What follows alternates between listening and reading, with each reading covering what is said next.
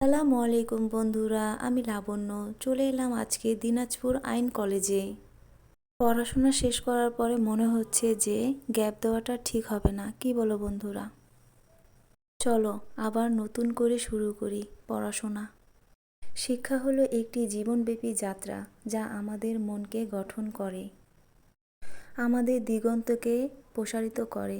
শিক্ষার মাধ্যমে আমরা জ্ঞান অর্জন করি, সমালোচনামূলক চিন্তার ক্ষমতা বিকাশ করি এবং সুযোগের দ্বার উন্মোচন করি।